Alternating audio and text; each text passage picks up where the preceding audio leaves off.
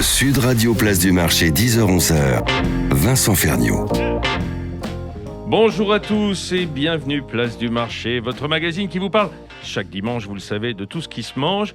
Et cette semaine, nous préparons, après un Noël bien nourri, en tout cas, je l'espère pour vous qui nous écoutez, on va préparer la Saint-Sylvestre. Deuxième réveillon de l'année, il ne vous a pas échappé qu'il n'y a qu'une semaine d'écart entre les deux, alors qu'il n'y a que 2 réveillons par an. Mais c'est ça, c'est dur pour nos estomacs et nos foies, mais on aime bien ça, hein, c'est cette petite opulence là de fin d'année, et puis ça réchauffe l'hiver. Mais ce deuxième réveillon, je le souhaite plus solidaire, plus généreux. Cette année, on va penser à tous ceux qui ont un budget serré, voire très serré. Il y en a à tous ceux qui ne connaissent la langouste, le chapon gras et les truffes qu'en photo, pour les avoir vus dans les magazines. À tous ceux, et ils sont encore plus nombreux après une terrible année de crise, pour qui le réveillon se résume à déjà manger chaud et manger au chaud. C'est pas si mal. On prépare un réveillon minimaliste, on se régale sans dépecer, et oui, c'est possible. Sud Radio, place du marché, 10h-11h. Vincent Ferniaud. Alors pour nous aider dans cette tâche extrêmement ardue, j'ai envie de dire, c'est normal, là, on a déjà plus les idées au clair après Noël, et j'ai demandé à Nathalie Georges de venir nous parler de sa cuisine. Sa cuisine, c'est la cuisine du 6e étage, c'est le titre de l'ouvrage qu'elle vient de publier aux éditions... Ah, attendez, j'ai pas trop... Hérodios. Merci Nathalie. Bonjour Nathalie Georges. Bonjour. Merci d'être venue. Vincent Ferniaud, merci à vous de m'inviter. Bah non, je vous en prie. J'ai adoré cette cuisine du 6e étage, du piano au réchaud. Effectivement, le piano, on parle du piano de cuisine. Au réchaud, qui est en fait un réchaud à un feu, un petit réchaud à gaz, quoi. Électrique, le vôtre. Électrique. Oui. J'aurais Une plaque, beaucoup quoi. aimé, oui. Mais malheureusement, c'est pas du gaz, c'est de l'électricité. Parce que vous savez, oui. C'est un peu plus compliqué, je trouve, pour réduire les... Oui, à moins d'avoir de l'induction. La Mais là, puissance. on parle déjà d'un autre sujet. Non. Nathalie Georges, je vous ai fait venir pour ce livre, La cuisine du 6e étage. Alors, ce 6e étage, c'est le 6e étage, comme on disait au siècle dernier, les chambres de bonne, là où vous vivez désormais. Non, mais c'est ça, je vis dans des chambres de bonne, des vraies en plus. Parce Ouais. qu'elles sont petites, il y a un petit lavabo. Combien de surface, combien de surface disposez-vous? De quelle surface? Alors, 6 mètres carrés, 50. Il doit y avoir 48, 49. Enfin, on va dire 6, 50. Alors, j'ai beaucoup de chance parce que au bout de 5 ans, on va dire, ma propriétaire en a acquis une autre. Oui. Donc, j'ai pu en avoir 2, n'est-ce Oui. pas? Mhm. Et le fait d'en avoir une seconde qui était en bout de couloir, comme un cul-de-sac, si je puis dire. Mhm. Donc, j'ai utilisé le cul-de-sac et squatté le bout de couloir. Ouais, ça vous pour fait y un petit poser le débarras, réchaud. en fait. Non, pour y mettre le réchaud, c'est Ouais. formidable. Ah bah voilà.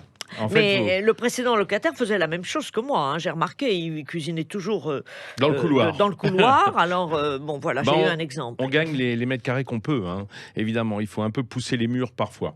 Alors, Nathalie Georges, si vous êtes réduit, c'est bien le terme, Oui. réduit à vivre dans un réduit, en quelque Oui. sorte, c'est dû à on va dire, ce qu'on appelle des revers de fortune à au fait. cours de votre vie. Parce que vous êtes d'origine d'une famille bourgeoise, je dirais même par votre grand-mère, puis vos parents fortunés, en tout cas, Oui, vivant, enfin, ça va. vivant, Oui. vivant vivait bien. bien. Oui, on vivant vivait bien, bien. et dans de la surface. Dans de la parisienne. surface et vivant bien. Enfin, je veux dire, on flambait plutôt. Oui, c'est ça, On faisait bonne chère. Enfin, la table était garnie et on recevait beaucoup. Et notamment votre grand-mère Gigi, on va en reparler au cours de cette émission, parce que c'est elle qui vous a légué en quelque sorte cet art culinaire familial que vous continuez je dirais, à utiliser tous les jours pour le plaisir, d'abord le vôtre et puis celui de ceux qui vous entourent dans ce 6e étage et même ça monte des étages inférieurs, on va le dire.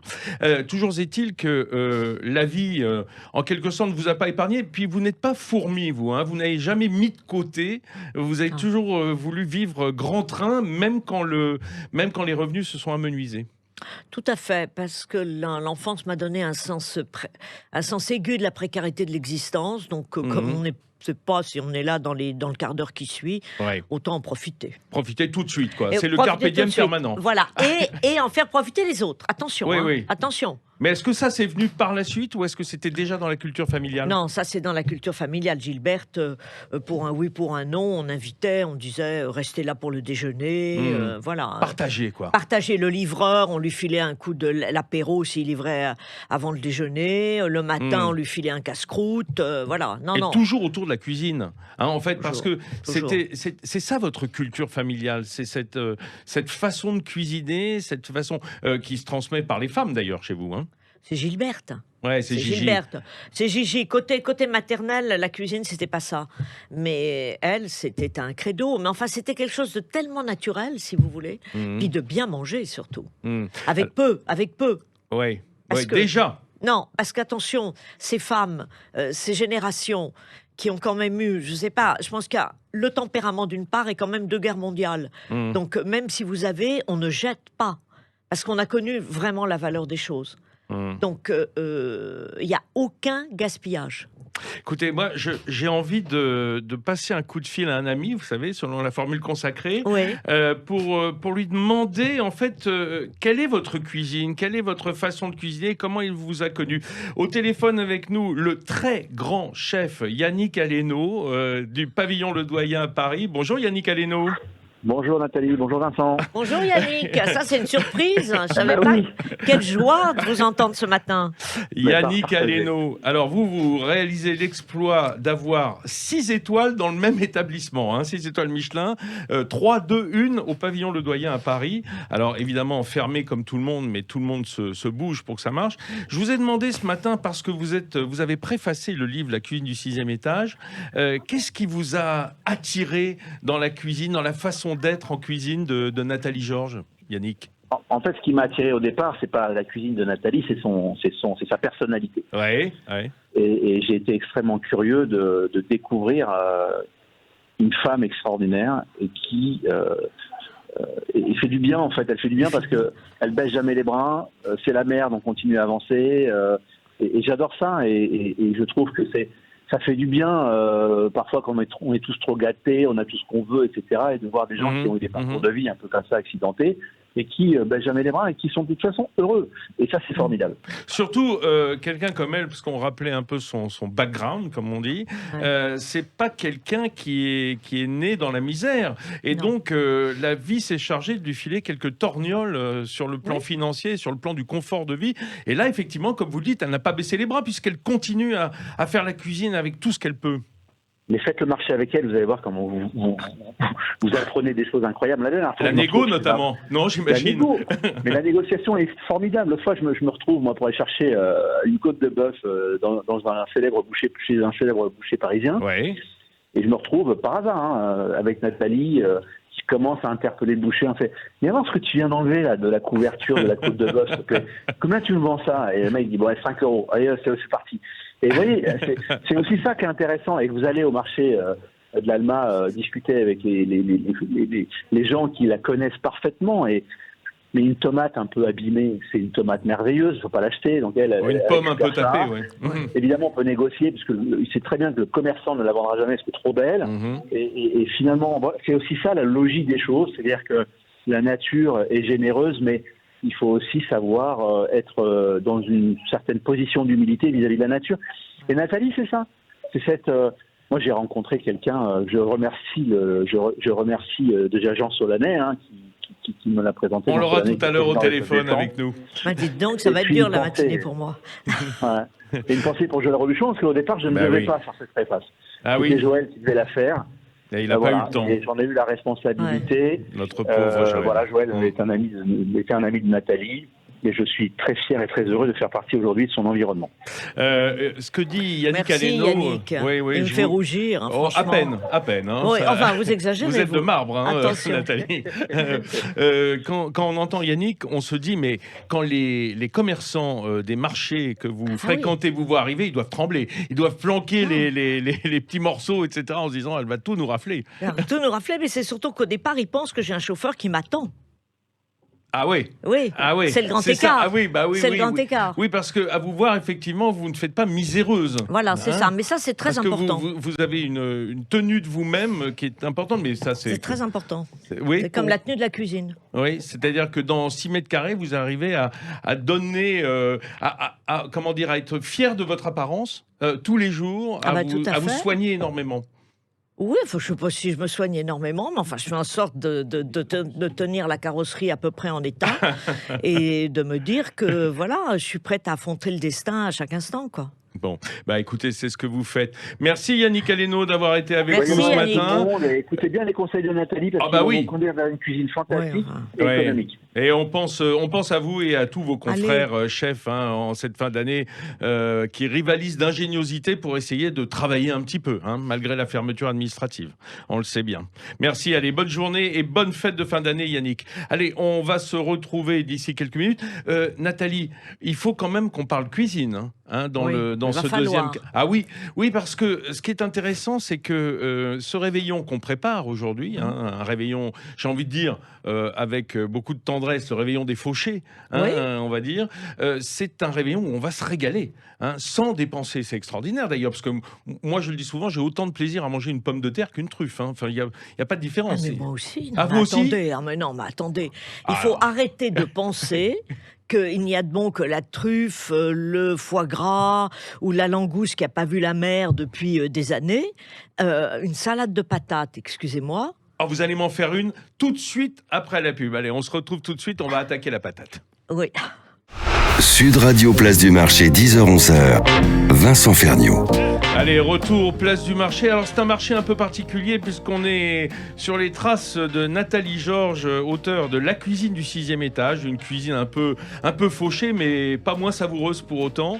Et je dis place du marché, aujourd'hui on va s'occuper peut-être des produits dont ne s'occupent pas les autres en général. C'est vrai qu'en période de fête, Nathalie, on regarde un peu le devant de l'étalage, tous ces monceaux de bouffe somptueuse, et vous allez plutôt chercher comme le disait Yannick Aleno, le grand chef à l'instant, le produit délaissé, la pomme un peu tapée, la viande, peut-être les morceaux de deuxième catégorie qu'on va mijoter. Tout à fait, parce que généralement, ce qui est moins joli est meilleur. Presque toujours. Parce que le fait d'être formaté, c'est comme chez les humains, vous savez. Le fait d'être trop formaté, généralement, ça nuit à la qualité. Vous voulez dire que dans le légume, il y a une beauté intérieure qu'il faut retrouver. Tout à fait, et un goût. Et un goût, et un goût. Le goût qui l'accompagne. Et généralement, quand ça a été picoré par un oiseau et tout ça, c'est quand même très très bon signe. Ah oui.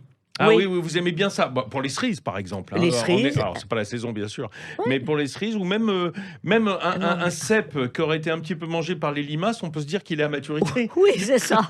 Tout à fait. Bon, et c'est moins cher, évidemment, sur le marché. C'est important. Il n'y a aucun problème, on vous en donne, même quelquefois. Oui, mais vous, parce qu'on vous connaît. Non, mais pas forcément. Je veux dire, la salade, certaines... les feuilles de salade verte à l'extérieur, on va dire, qui sont pas, que les gens, surtout dans certains quartiers, parce que le 16e est quand même un quartier bourgeois. Bon, bref.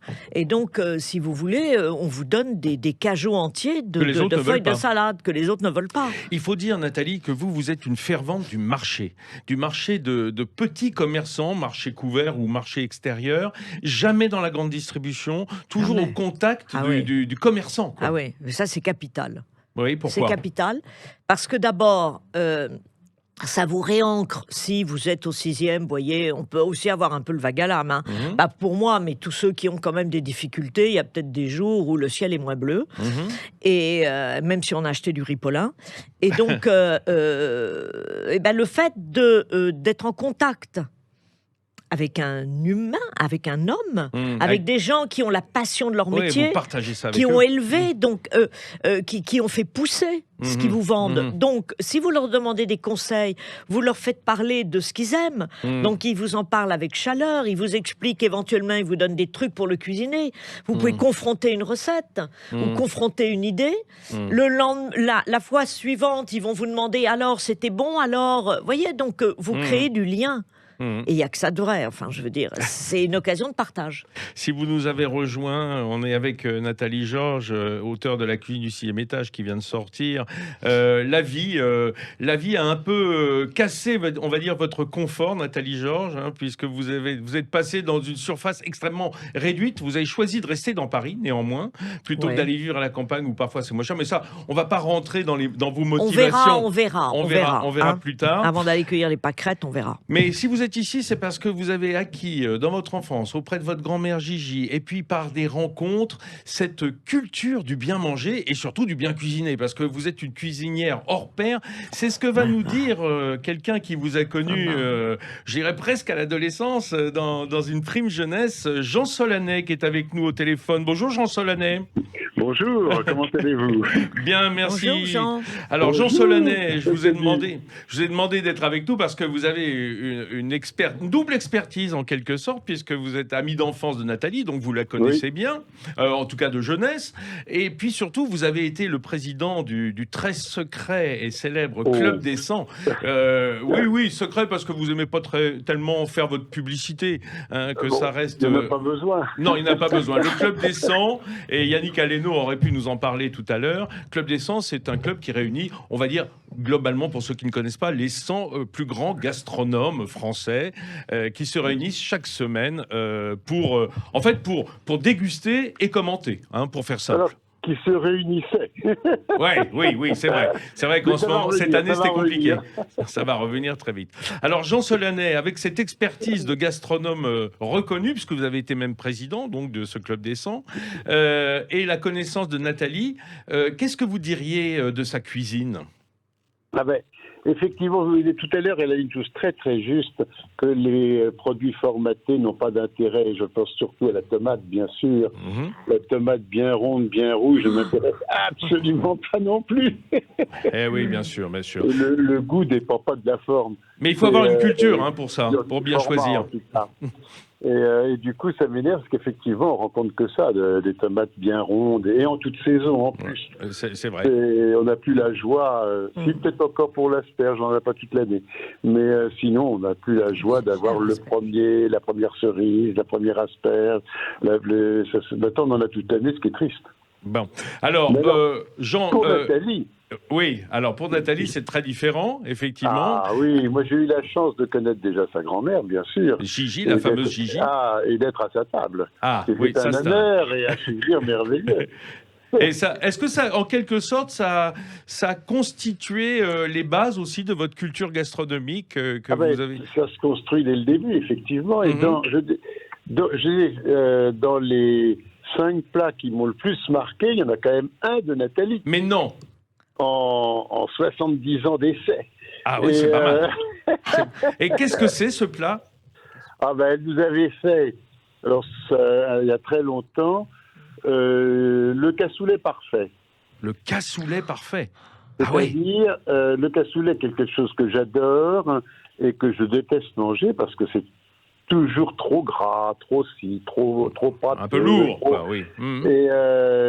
Et là, c'était vraiment, vous savez, le petit lingot qui roule l'un sur l'autre, dont la peau n'est absolument pas fissurée et l'intérieur est fondant, c'est divin.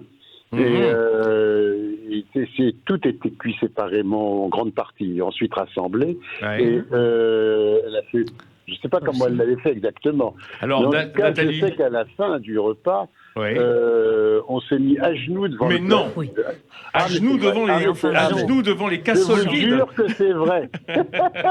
Alors, Nathalie Georges... J'ose plus en faire maintenant depuis. De toute façon, vous n'avez plus l'espace, parce que le cassoulet, il faut un vrai four. Ça, c'est sûr que c'est réglé tout de suite. Il n'y avait pas un sens de la parité exceptionnel parce qu'il y avait Nathalie et on devait être 9 hommes. Oui. Alors, et le canard et le cochon dans le cassoulet. Nathalie Georges, le cassoulet, donc interdit au 6e étage. Vous n'avez ni l'espace ni le temps. C'est totalement exclu. Non, mais les cuissons différentes des choses, c'est totalement exclu. En revanche, on peut faire une bonne salade de haricots blancs. par On peut exemple, faire- en les faisant tremper la veille. Vous pouvez Oui, faire mais on encore. peut faire une bonne salade de patates aussi. Ah, oui, C'est alors quand même ça, plus j'adore. simple, attendez. Enfin, il faut quand même, parce que la simplicité est très importante au 6e. De toute façon, après ce que Jean vient de dire, et déjà, je veux dire, c'est fini, je ne peux plus faire de cassoulet. Bon. Parce qu'il sera Non, mais- plus jamais aussi bon. Mais ça, c'est en plus comme les souvenirs magnifient les C'est choses. ça. Oui, c'est ça. Il Il faut... est chaque oui. année meilleur. Il est dans la Oui, légende. je crois que tu exagères un peu, mais enfin bon. Ah non, non, non. Non, ouais, non, bon, non. Nathalie, bon, c'est très gentil, bon. donnez-nous et donnez à Jean Solanet une recette de salade de patates, quoi, de pommes de terre. Alors, parce que moi, j'adore ça au réveillon. Ah oui, Alors, ça j'adore ça. la salade de patates, est-ce qu'on a le droit de vanter aussi les qualités de la salade de patates avant, non? Oh Non. oui, mais Bon, rapidos, hein, parce alors, que le temps passe. rapidos, ça peut se manger froid ou tiède. Ah oui, Ça moi, se j'aime bien transporte aussi. facilement, ça veut dire qu'on peut le manger en pique-nique ou à table. Mhm. C'est Oui. valable toute l'année parce que c'est pas comme les tomates ou les asperges, on en trouve toute l'année des patates. Mhm. C'est facile à faire, ça peut s'accompagner avec des œufs, du poisson. Moi, j'aime bien avec du hareng, par Des- exemple. non, Bah ou oui, c'est avec pas des très cher. francforts Comme à ou avec l'huile. des saucisses, c'est absolument délicieux. Ah ouais, Avec une morteau ou avec Bah oui. des Montbéliards, c'est exquis. Que vous, exquis. que vous cuisez à l'eau et ensuite vous découpez froide. Oui, c'est oui, ça oui, que je découpe froide ou que je mets. Et la salade, à mon avis, la salade de pommes de terre avec une sauce moutarde à l'échalote, Oui. c'est absolument délicieux. Alors, j'allais vous poser la question Ouais. familiale chez les Ferniou, parce que mon père mettait quand il épluchait les patates chaudes, il mettait un coup de vin blanc tout de suite pour que la patate boive le vin blanc, ce qui était pas mal. Ah, je connais Mais pas. la question, c'était oignon ou échalote dans la salade de pommes de terre. Ah. Alors, Ah. personnellement, je préfère l'échalote. Et vous, Maintenant, Jean Solanet? Ah, l'échalote. Ah oui, Mais échalote après, il aussi. faut voir quelle pomme de terre prendre. Ah ah. Il faut que ça se tienne, comme on dit. Mais évidemment, en ce moment, il y a de la chérie délicieuse Oui. qui vient de Bretagne, exquise et qui est vraiment pas très chère. Alors, si on a le droit, je sais pas si on a le droit de citer les endroits, enfin bon, non, enfin... bon. Bon, allez-y. Nature en allez-y. ville. Nature en ville, je les adore parce que il y a C'est à 5 Paris, magasins. ça C'est où Il y a 5 magasins, mais il y en a D'accord. aussi en banlieue parisienne. D'accord. C'est Donc, du Île-de-France. producteur au consommateur. Mhm. Vous avez des pommes de terre à 1,20 € le kilo, quoi. Ouais. Exquise. Exquise. Oui, Ah non, oui. de la Non, bonne mais patate. ça c'est un beau plat. Mais excusez-moi de vous demander ça, mais Vous avez raison. moi j'aime bien démarrer avec soit un potage, un consommé. Vous avez quelque Mhm. chose de bon et pas cher pour notre réveillon? Bah bon, et pas cher, il y a la soupe parisienne. Ah, C'est une tiens, on soupe de reste à Gigi. Paris. Qu'est-ce Mais que oui. c'est la soupe parisienne? Alors, en plus, c'est un humour, parce que c'est elle qui l'a appelé comme ça. Ouais. Et ça voulait dire que les Parisiens, ils n'ont jamais rien dans leur réfrigérateur. Vous voyez ce que je veux Mhm, dire, quelque mhm, part? Un petit mhm. mépris du Parisien. Mhm. Parce qu'elle était d'origine de Picardie. Ah, bah voilà. Picarde. Ah, bah là aussi, beau Bretagne. pays de la patate. Hein. Oui, Ah, et puis de la Parmentier, betterave. Parmentier. Et de la Ah, betterave. Et de la betterave. Et donc, la soupe parisienne, c'est formidable. Il suffit d'avoir un peu d'eau au robinet, donc ça, Ouais. jusque-là, on y arrive. Ça, même au 6e. Ouais. Même au 6e, un petit paquet de vermicelle, on peut y arriver. Oui, Et du des vermicelle fin, des cheveux d'ange, Oui, comme on dit. oui, des cheveux d'ange. Maintenant, Oui. si vous voulez faire aussi avec de l'alphabet, ça fonctionne. Hein. Ah oui, oui, mais Hein? après on passe du temps à essayer de reconstituer C'est son vrai, Scrabble et, alors, dans l'assiette et ça refroidit, ça refroidit. oui, c'est embêtant. Donc, un œuf par personne, donc là Ouais. on peut y arriver parce que c'est pareil, les œufs, ça se conserve, c'est pas cher et c'est bon, Mmh, ça contient les protéines, tout ce qu'il faut. mmh. Donc voilà, et une noisette de beurre. Donc vous voyez, C'est tout. C'est tout. Voilà. Et comment est-ce que l'œuf entre dans l'eau bouillie avec le vermicelle? Non, elle entre, alors là, il faut quand même faire un tout petit peu attention. Oui. C'est-à-dire qu'une fois, quand le vermicelle est à peine cuit, je veux dire juste al dente, Ouais. vous retirez la casserole du feu, Ouais. vous mettez d'abord le blanc d'œuf, D'accord. que vous tournez Qui va faire des filaments. très vite, qui va faire des filaments. Oui. Ensuite, vous, dans l'assiette de chaque convive, ou la vôtre tout simplement, hein, Ouais, si vous êtes ouais, tout seul, ouais. vous mettez le jaune d'œuf, D'accord. vous versez, vous tournez En tournant pour que en ça tournant lie. très vite pour que ça lie et que le jaune ne cuise pas, on Eh va ouais, dire, bien sûr, bien sûr. et vous rajoutez une noisette de beurre. Et paf, Et c'est tout. exquis. Un coup de moulin à poivre, on a le droit? Oui, on a droit. Ah, c'est gentil, c'est gentil. Bon, vous restez avec nous parce que toutes ces recettes, elles sont évidemment dans la cuisine du 6e étage. Merci Jean Solanet d'avoir été avec nous Mais quelques c'était un minutes plaisir. pour évoquer. Je vous souhaite de très belles Merci. fêtes de fin d'année et une bonne soupe parisienne. Moi, je pense qu'elle va rentrer sur ma table. Ah, mais j'ai noté toute la recette. Merci, Pour le Jean. réveillon de la Saint-Sylvestre. Bonne journée à vous. Allez, on se retrouve Au dans revoir. 1 minute ou 2 et on continue d'être de plus en plus solidaire et je vais vous présenter quelqu'un qui sait ce que solidaire veut dire. Sud Radio Place du Marché, 10h-11h, Vincent Ferniaud. Un Place du Marché à budget serré, oui, juste avant le réveillon, parce qu'on peut se régaler sans dépenser. Et c'est exactement le challenge de ce matin dans l'émission, puisqu'on reçoit Nathalie Georges, auteure de La cuisine du 6e étage. Pour ceux qui ont raté le début de l'émission, Nathalie, je le rappelle, les accidents de la vie, comme on le dit, vous ont amené dans 6,50 m carrés, au 6e étage d'un immeuble bourgeois de Paris, où vous élisez domicile. Depuis combien de temps maintenant ? 15 ans. 15 ans. Et donc, comme vous n'êtes pas du genre à vivre de peu, parce que vous n'avez pas été élevé comme ça, vous continuez à être entouré, j'imagine, d'une bibliothèque hallucinante, des piles de livres partout.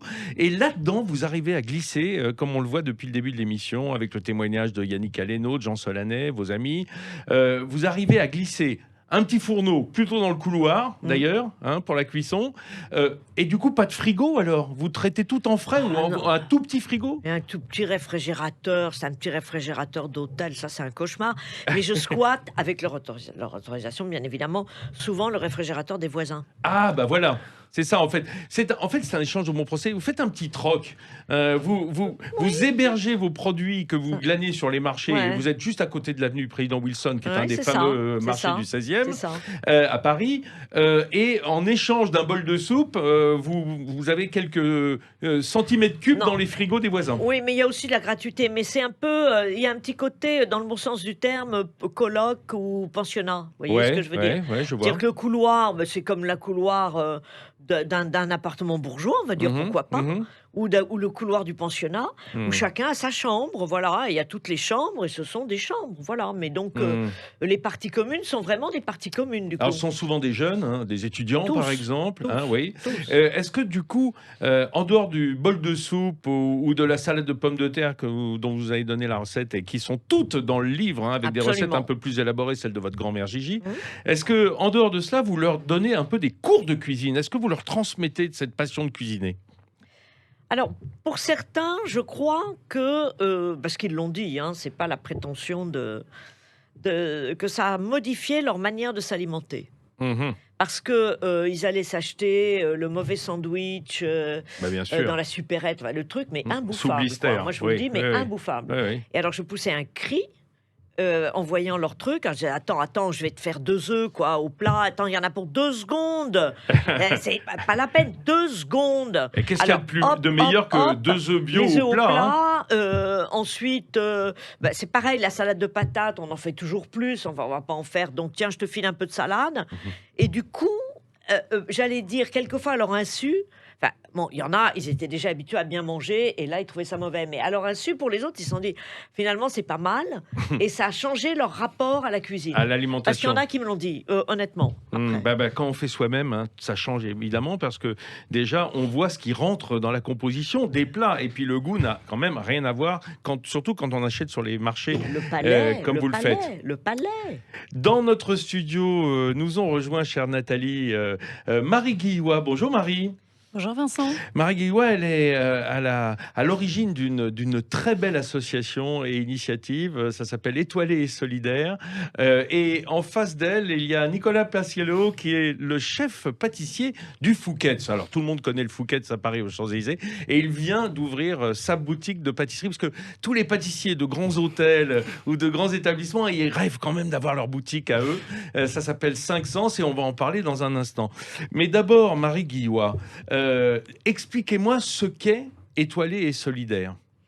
Alors, Étoilé et Solidaire est une association qui réalise des événements gastronomiques et solidaires co-animés par des grands chefs. Donc, ça peut être des chefs étoilés, des top chefs, des chefs tout court, mais aussi des pâtissiers. À l'intention de qui ? Pour des aînés isolés. Des aînés. Alors vous dites des aînés, si on n'a pas peur, on dit les vieux, on peut dire les seniors, on peut dire les personnes de troisième âge. Carte vermeille, c'est joli aussi. Vermeil, c'est joli. Oui, quand on peut plus payer l'or, on prend le vermeil, c'est-à-dire en fait, non, c'est bien. Oui, je vous charrie un petit peu, Nathalie. Vous avez bien raison. Comment est-ce que vous est venue cette envie et cette idée, Marie Guillois ?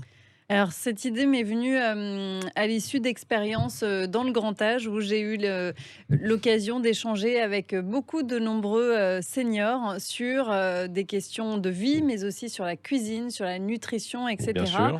Et puis un jour, j'ai monté un premier atelier culinaire pour un groupe d'adhérents seniors d'une mutuelle. Oui. Et à l'issue de cet atelier culinaire, je me suis dit, mais je vais aller beaucoup plus loin. Et donc, j'ai été comme une petite enquêtrice, c'est-à-dire que j'ai collectionné plein d'événements gastronomiques et je suis vraiment allée à la rencontre de Ouais. ceux et celles qui font la gastronomie.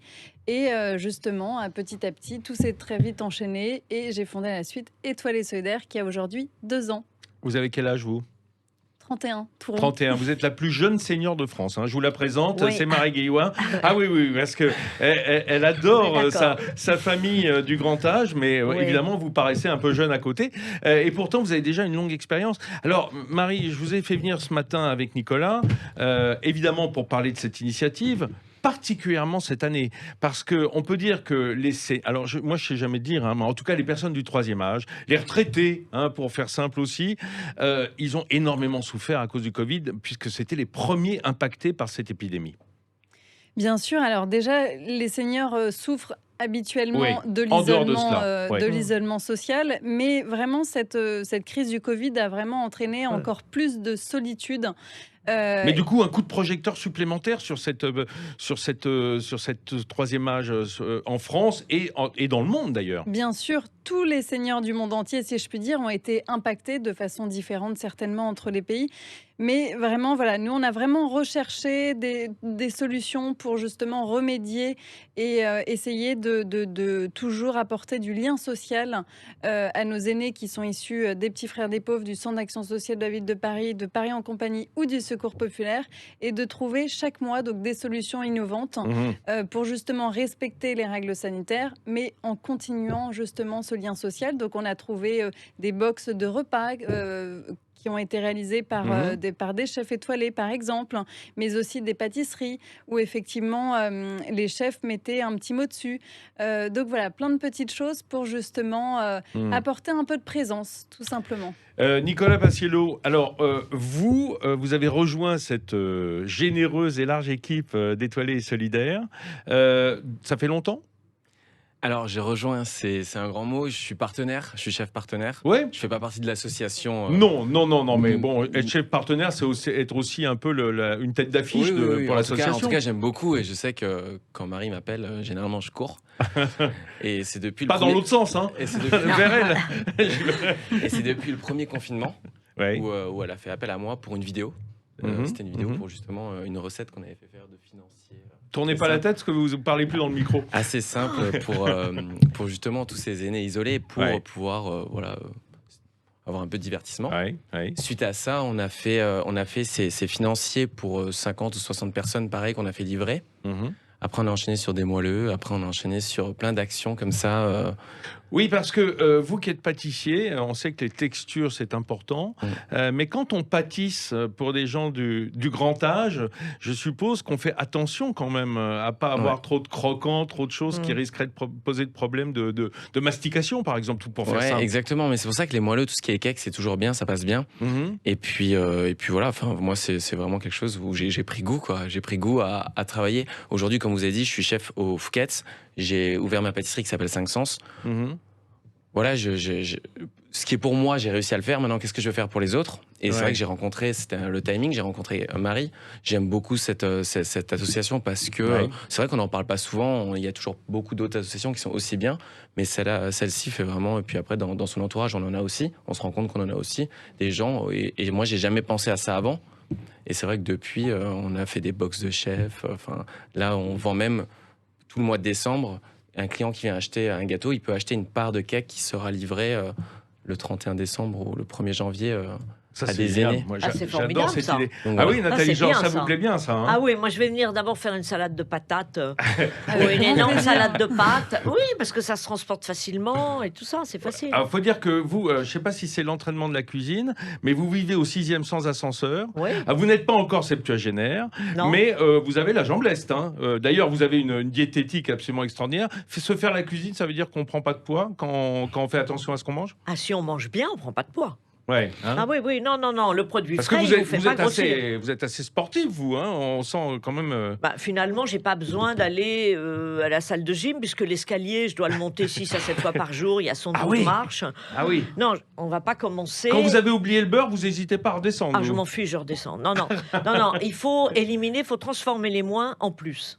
Voilà. Ça, c'est un truc dans la vie. Si on se le met dans le crâne, ça va déjà beaucoup mieux. Oui. Ça, c'est une bonne philosophie, je trouve. Oui. Et puis de bien manger aussi. Mais alors justement, Marie Guillois, dans votre association, vous portez, on va dire, la bonne parole culinaire vers les personnes du troisième âge. Est-ce que, pour autant, vous mettez à l'œuvre les gens du troisième âge ? Ce n'est pas que des jeunes comme Nicolas qui cuisinent pour les vieux. Alors oui, bien sûr, on a aussi donc les éditions Chef d'un jour, où ce sont des aînés isolés qui cuisinent un menu surprise avec un collectif de grands chefs. Par exemple, sur le plateau de Top Chef, dont on a eu une édition en octobre dernier, avant le Covid évidemment. Donc voilà, donc effectivement, on a aussi donc des initiatives où les chefs réalisent pour les aînés, mais aussi les aînés réalisent leur propre menu surprise. On s'adapte vraiment de l'autonomie jusqu'à la perte d'autonomie. C'est très important, hein, parce que évidemment, tout cela n'est possible que pendant que l'on peut encore faire soi-même avec une certaine autonomie. Pour vous, Nathalie, parce que vous êtes une jeune retraitée, on va dire, vous pouvez encore faire votre marché, monter 6 étages, faire votre cuisine sans aide, mais ce n'est pas le cas de nombreux des gens, et notamment ceux qui vivent en institution. Hein. Oui, on s'adresse vraiment aux aînés qui sont issus du domicile, mais pas en EHPAD. C'est un choix. Oui, c'est un choix quand on peut le faire. Exactement. Quand on peut le faire et quand les familles le font également. Parce que ce n'est pas toujours de la décision de la personne concernée. On sait aussi qu'il y a aussi une volonté parfois des familles de placer les aînés, et c'est dramatique souvent, dans des institutions pour un peu, je ne veux pas dire s'en débarrasser, mais en tout cas ne pas avoir à être responsable de leur quotidien. Tout à fait. Nous, on a fait le choix vraiment de destiner nos actions aux aînés isolés qui sont vraiment ceux de domicile, en fait, ceux que l'on ne voit pas, en fait, les invisibles. Donc, pour nous, ce sont les personnes qui ont le plus besoin d'étoilés solidaires. Étoilés solidaires, dont Nicolas Paciello est une des chevilles ouvrières. Qu'est-ce que vous avez préparé pour la fin de l'année, pour nos gens du troisième âge qui attendent vos gâteaux ? On a préparé des délicieux moelleux. Alors, il y a vanille, il y a pistache et il y a noisette. Alors, c'est quoi un moelleux, hein, pour ceux qui nous écoutent, qui seraient vraiment nuls en pâtisserie ?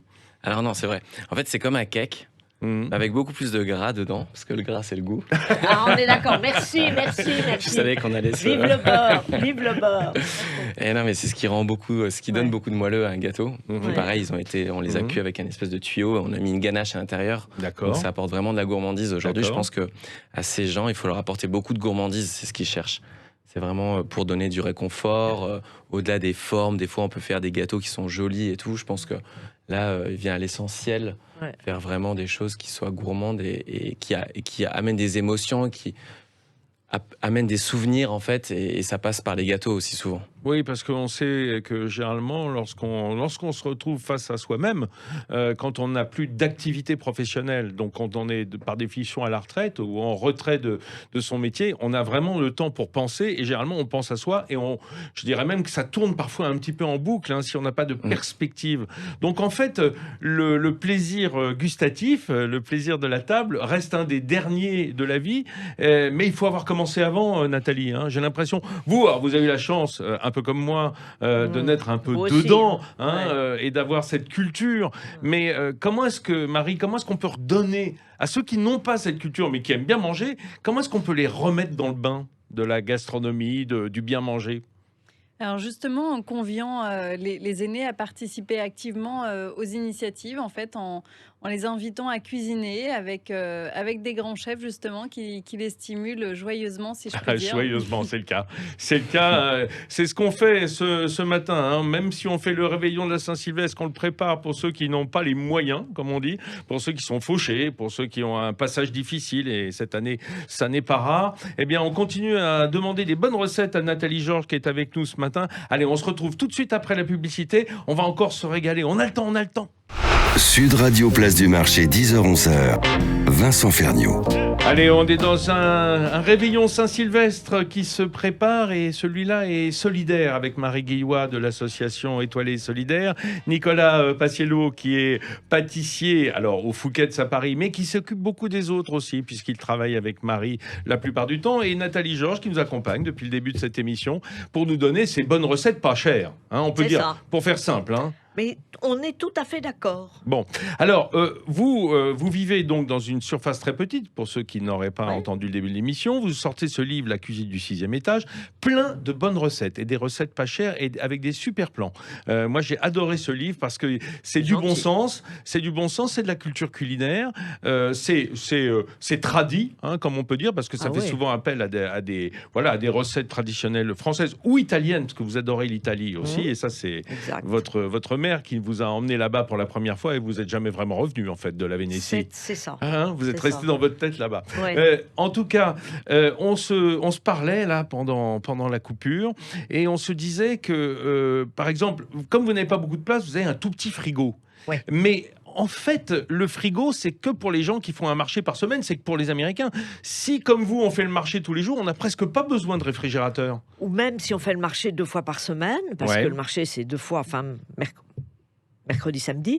Chez vous, oui. Enfin, Wilson, après, il y en a d'autres. Bon, en réalité, surtout l'hiver, je veux dire, tout n'a pas besoin d'être mis au réfrigérateur. C'est pas vrai. Je dirais même un bouillon, vous pouvez le laisser dehors à une température de 5 degrés. Enfin, je veux pas. Oui, mais il y a des trucs qui fermentent, hein, si on laisse à température de la pièce, hein, par exemple. Non, mais pas de la pièce. Bon. Mais là, je vous assure que je sais, c'est une tolérance de l'immeuble, donc je le redis et re-redis parce que ce que je fais est totalement interdit. Mais vous laissez à 7 degrés dans le couloir, il fait 7 degrés. Quelquefois 5 degrés. Dans votre couloir, il fait 5 degrés ? Ben oui. Ah oui, il fait pas chaud, dites donc, dans le couloir. C'est pas chauffé. Oui, mais c'est chauffé chez vous quand même, rassurez-moi. Oui, enfin c'est chauffé, mais pas beaucoup. Hein. Quand on vit au 6e, la porte ouverte parce qu'il faut que le chat circule quand même. Ah oui. Et moi aussi. Donc on est 2. Ah, parce que vous faites la cuisine pour le chat aussi ? Non, le chat, il mange ses croquettes, mais j'ai fait la cuisine pour le chat aussi. J'ai fait. Mais si vous voulez, non, mais c'est ouvert, enfin, faut que ça circule. Donc, on vit, le bureau, il est à 18 degrés, quoi. Alors, il y a un produit, et je pense que personne ne me contredira autour de cette table, il y a un produit absolument magique, pas cher, savoureux, qui rentre autant dans la pâtisserie que dans la cuisine, qui n'a pas besoin d'être mis au réfrigérateur, que l'on trouve toute l'année, dans des qualités splendides, pour des prix modiques, c'est l'œuf. Absolument. Hein, Nicolas Paciello, l'œuf. Il n'y aurait pas de pâtisserie sans œufs en France. Ah, mais je ne peux pas pâtisser sans œufs, moi. On me demande de plus en plus de le faire, mais c'est difficile. C'est vrai. Pourquoi vous demandez la mode végane, vous savez bien. Vous savez, les tendances et tout. Non, mais il ne faut pas écouter tout ce machin. Non, attendez, il faut arrêter, là. Non, mais c'est un bienfait, l'œuf, parce que ça lie. Ça lie tout. Ouais. D'abord, tout seul, c'est une merveille. Hein, il y a tellement de recettes. Vous, par exemple, Nathalie Georges, vous êtes une reine de l'omelette. Moi, j'adore ça. Hein. Moi, j'en fais beaucoup. J'espère. Parce que c'est pas toujours... On peut rater. Hein. Ça fait partie du charme de la cuisine. Non, mais l'omelette, c'est quelque chose de magique. Parce que, vous l'avez dit, on a des œufs. Ça coûte pas très cher. On peut la faire à n'importe quelle heure. On peut y mettre tout ce qu'on veut à l'intérieur. On peut y mettre du gruyère. On peut y mettre du jambon. Enfin, bref, des champignons, des restes de légumes. Enfin, franchement, c'est extraordinaire. Et c'est absolument délicieux. C'est absolument délicieux quand c'est bien cuit. Hein. Oui. Moi, j'aime bien que ça soit juste doré pour qu'on ait ce goût d'œuf cuit quand même. Vous voyez, pas trop blanc. Un peu baveux. Oui, baveux dedans. Mais dehors, quand même doré. Ah non, dehors, il faut qu'elle soit quand même bien... Enfin, qu'elle soit cuite, qu'elle soit dorée. Enfin, il faut qu'elle soit dorée. Mais c'est parce qu'il faut saisir. C'est toujours la même histoire. On dit doré à l'œuf. Hein. Non, bien il faut mettre raison, du beurre, bien évidemment, au départ. Ah, ça c'est important, le beurre. La noisette, très important. Et que la poêle soit très chaude. Et le beurre, vraiment, sur le point de roussir, si vous voulez. Oui, c'est ça, il faut que ça soit saisi. Oui, comme le disait Robuchon, absolument. Nicolas Paciello, en pâtisserie, le génie de l'œuf, c'est quand même tout ce qui est flan, quoi. Hein. Exactement. Crème caramel, crème brûlée, flan. Enfin, on peut faire crème pâtissière. Enfin, il y a vraiment une multitude. Et si je peux me permettre, moi, il y a un élément de la pâtisserie dans lequel l'œuf doit s'exprimer et qui se perd trop souvent, c'est la pâte à choux. J'aime que la pâte à choux, les éclairs, les choux aient le goût d'œuf. Exactement. Exactement. Et tout ça, il faut faire attention, il faut sélectionner les œufs correctement. Il faut pas les utiliser froids ou très peu les utiliser froids. C'est pas bon. Enfin, ça fait refroidir le beurre à l'intérieur. Ça fait figer le beurre. Enfin, tout s'utilise normalement à température ambiante. Un pâtissier professionnel comme vous, ça passe beaucoup d'œufs dans l'année? Beaucoup d'œufs. C'est des palettes d'œufs qui passent devant le Fouquet sur votre pâtisserie. J'ai arrêté de compter parce que... Et vous les cassez encore, vous, ou vous achetez des œufs en briques? Non, on achète des œufs coquilles, c'est important, justement pour la pâte à choux. Faites pas genre, je suis très surprise d'apprendre que les pâtissiers se servent souvent d'œufs en brique, du blanc d'œuf et du jaune d'œuf séparés, Nathalie Georges. Moi, pardon, j'ai peut-être l'air complètement, je vais pas avoir... Mais je vous jure que c'est vrai, ça me dépasse ces trucs-là. Mais vous savez que c'est des questions d'hygiène, et à une époque, on n'avait plus le droit de faire rentrer des œufs dans les laboratoires de pâtisserie. Exactement. Mais en fait, moi, j'ai visité une ferme et il y a beaucoup d'œufs qui sont cassés, et ils sont cassés vers la fin. Du coup, ils sont séparés directement. Ils sont frais séparés, quoi. Voilà, en jaune. Et comme nous on fait beaucoup de meringues, ça nous fait passer beaucoup de jaune. C'est juste comme ça, pour des utilisations comme ça, quand on fait des Noëls, des 40 kilos, des 50 kilos de masse, où il nous reste des jaunes. Alors plus quoi en faire. Alors on fait des. Enfin, voilà, c'est. Ce qu'il faut noter dans la pâtisserie française, je dis juste un mot, c'est que tout le génie de la pâtisserie française, c'était l'utilisation du blanc d'œuf.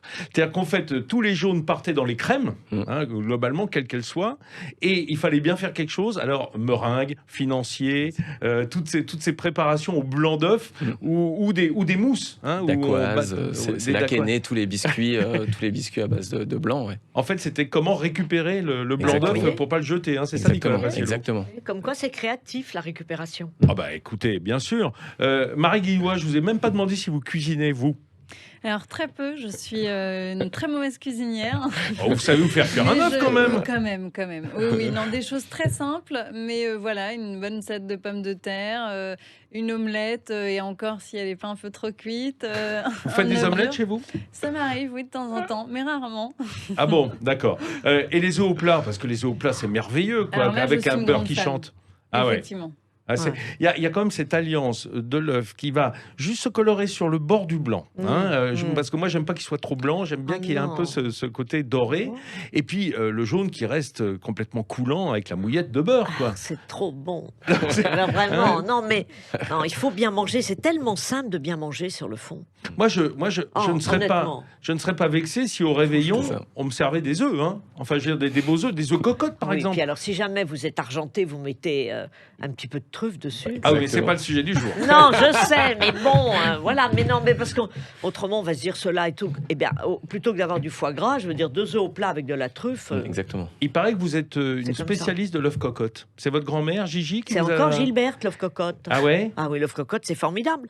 C'est tout simple, dites-nous. Il monte comme un petit soufflé, l'œuf cocotte. C'est comme ça que vous voyez qu'il est cuit, parce qu'il faut que le blanc soit saisi, mais que le jaune reste... Bon, attendez, pour faire simple. Tapez pas sur la table, parce que vous commencez à vous énerver, je le sens là. Si, parce que j'ai l'air de rien comprendre. Alors, un œuf cocotte, c'est un ramequin. C'est un ramequin. 2 œufs cassés, un peu de crème, c'est tout. Non, du gruyère. Ah, vous mettez du fromage. Et il est coincé, l'œuf. Alors, le ramequin, crème fraîche, gruyère, l'œuf, gruyère. Ah ouais. Vous, c'est carrément un soufflé au fromage, quoi. Et ça, c'est formidable. Vous pouvez rajouter un tout petit peu d'estragon. Et vous pouvez rajouter, si vous voulez, aussi un petit champignon. Mais voilà, ça dépend. Et ça se fait comment? Ça se fait au four ou on peut le faire dans une casserole à vapeur? Non, j'ai jamais essayé, c'est au four. Ouais, au four. Vous savez, les Anglais font ce qu'ils appellent les egg codlers, qui sont pour cuire les œufs en fait dans un petit ramequin fermé. Qui est cuit à l'étouffer. Mais ça, c'est très anglais, ça. Non, on va laisser tomber les Anglais. Oui, surtout depuis le Brexit. On va les laisser tomber avec leurs œufs. Pour l'instant. Nicolas Paciello, encore un mot.